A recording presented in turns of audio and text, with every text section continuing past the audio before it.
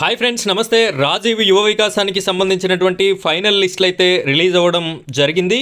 ఈ లిస్టులని మీరు ఏ విధంగా చూసుకోవాలి, ఆ లిస్టులో మీ పేరు ఉందో లేదో తెలుసుకోవడానికి ఏం చేయాలి అనే పూర్తి వివరాలతో కూడిన ఈ వీడియోని నేను మీకు అందించడం జరుగుతుంది. స్క్రీన్ పైన మీరు చూడొచ్చు. మీకు నేను ఒక గ్రామ పంచాయతీకి సంబంధించి ఐలాపూర్ అనే గ్రామ పంచాయతీకి సంబంధించినటువంటి రాజీవ్ యువ వికాసంలో భాగంగా ఈ యొక్క ఫైనల్ లిస్ట్ రిలీజ్ చేయడం అయితే జరిగింది. ఈ లిస్ట్ని నేనైతే మీకు పూర్తిగా ఎక్స్ప్లెయిన్ చేస్తూ మీ యొక్క లిస్ట్ ఎక్కడ తీసుకోవాలి, ఎవరి దగ్గర ఉంటుంది, ఏ విధంగా పొందాలి అనే పూర్తి ఇన్ఫర్మేషన్ని నేను మీకు అందించడం జరుగుతుంది. వీడియోని ఎక్కడా కూడా స్కిప్ చేయకుండా చివరి వరకు కంటిన్యూ చేయండి. అదేవిధంగా మొదటిసారి కనుక మీరు మన ఛానల్ని చూస్తున్నట్టయితే ఖచ్చితంగా ఈ వీడియోకి లైక్ చేయండి. మీరు చేసేటటువంటి లైక్ ఇంకో 10 మందికి ఈ వీడియోని దగ్గర చేస్తుంది, కాబట్టి ఖచ్చితంగా లైక్ చేస్తారని కోరుకుంటున్నాను. అదేవిధంగా ఇంకా మన ఛానల్ని మీరు సబ్స్క్రైబ్ చేసుకున్నట్టయితే సబ్స్క్రైబ్ చేసుకోండి. పక్కన బెల్ ఐకాన్ ఉంటుంది, దానిపైన ట్యాప్ చేసి ఆల్ అని సెలెక్ట్ చేసుకోండి. ఇలాంటి రాజీవ్ యువ వికాసానికి సంబంధించిన ప్రతి అప్డేట్ అనేది మీ వరకు రావడం జరుగుతుంది. అయితే ఈ యొక్క రాజీవ్ యువ వికాసం పథకాన్ని జూన్ 2 తారీఖు తెలంగాణ ఆవిర్భావ దినోత్సవం రోజున మంజూరు పత్రాలని పంపిణీ చేయాలి అని చెప్పేసి రాష్ట్ర ప్రభుత్వం అయితే నిర్ణయం తీసుకోవడం జరిగింది. నిన్న జరిగినటువంటి కేబినెట్ మీటింగ్లో భాగంగా మంత్రులు ఇచ్చినటువంటి ఆ రిక్వెస్ట్ మేరకి ముఖ్యమంత్రి గారైతే ఈ యొక్క పథకాన్ని పోస్ట్పోన్ చేయడం జరిగినట్టుగా మనకి తెలుస్తుంది. ఈరోజు అయితే ఈ యొక్క మంజూరు పత్రాల పంపిణీ కార్యక్రమం అయితే ఇంతవరకు ఎక్కడా కూడా జరిగినట్టుగా మనకైతే తెలియట్లేదు. అఫీషియల్గా ఇన్ఫర్మేషన్ అయితే రావాల్సి ఉంది. దానికి తగినటువంటి రీజన్ ఏంటి అంటే ఇంకా అర్హులను సరిగ్గా గుర్తించాలి.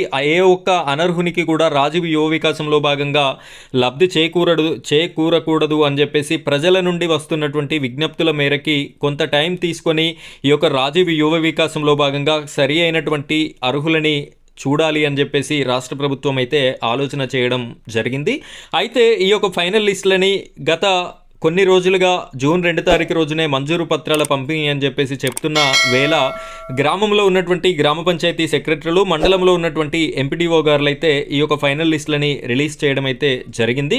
మ్యాక్సిమం ఇందులో పేరున్నటువంటి ప్రతి ఒక్కరికి కూడా మీకు లోన్స్ అయితే వచ్చేటటువంటి అవకాశం ఉంది. మళ్ళీ ఒకసారి వెరిఫికేషన్ అయితే జరుగుతుంది. ఈ లిస్టులో పేరున్నటువంటి వాళ్ళలో ఎవరైనా అనర్హులు ఉన్నట్టయితే, అంటే 5 సంవత్సరాల లోపల మీరు ఇదివరకు లోన్స్ పొందినటువంటి వారు ఎవరైనా ఉన్నట్టయితే అలాంటి వారిని తీసివేయడం జరుగుతుంది. అర్హులైనటువంటి ప్రతి ఒక్కరికి కూడా ఈ లోన్స్ అయితే ఇస్తాము అని చెప్పేసి రాష్ట్ర ప్రభుత్వం తెలపడం జరుగుతుంది.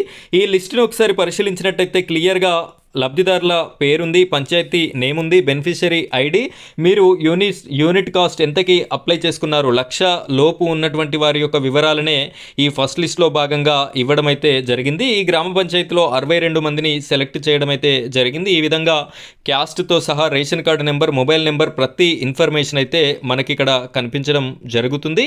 ఈ లిస్టులో 1,00,000 లోపు అప్లై చేసుకున్నటువంటి L1 కేటగిరీ 50,000, L2 కేటగిరీ 1,00,000 లోపు అప్లై చేసుకున్నటువంటి వారి యొక్క పేర్లైతే ఉన్నాయి. ఇదే విధంగా ప్రతి గ్రామ పంచాయతీ నందు ఇలాంటి ఫైనల్ లిస్ట్ అనేది ఆల్రెడీ సిద్ధంగా ఉంది. ఆ లిస్టు కొన్ని గ్రామ పంచాయతీలలో ఇప్పటికే విడుదల చేయడం జరిగింది. ఇంకా విడుదల చేయనట్టయితే ఈ లిస్టు కోసం మీ యొక్క గ్రామ పంచాయతీ సెక్రటరీని కానివ్వండి, లేదు అంటే మండల కేంద్రంలో ఉన్నటువంటి మీ ఎంపీడీఓ గారిని సంప్రదించినట్టయితే ఈ యొక్క ఫైనల్ లిస్టులో ఎవరెవరి పేర్లు ఉన్నాయి, అందులో మీ పేరు ఉందా లేదా అని చెప్పేసి చూసుకోవాల్సినటువంటి ఆవశ్యకత అయితే మనకి కనిపిస్తుంది. ఫ్రెండ్స్, ఇది రాజీవ్ యువ వికాసానికి సంబంధించినటువంటి ఫైనల్ అప్డేట్. ఇలాంటి లేటెస్ట్ వీడియోస్ కోసం రాజీవ్ యువ వికాసానికి సంబంధించిన ఏ చిన్న అప్డేట్ ఉన్నా కూడా నేను మీకు వీడియోస్ రూపంలో అందించడం జరుగుతుంది. ఖచ్చితంగా మన వీడియోస్ని లైక్ చేయండి, అదేవిధంగా మన ఛానల్ని సబ్స్క్రైబ్ చేసుకోండి. Thank you friends, thank you very much.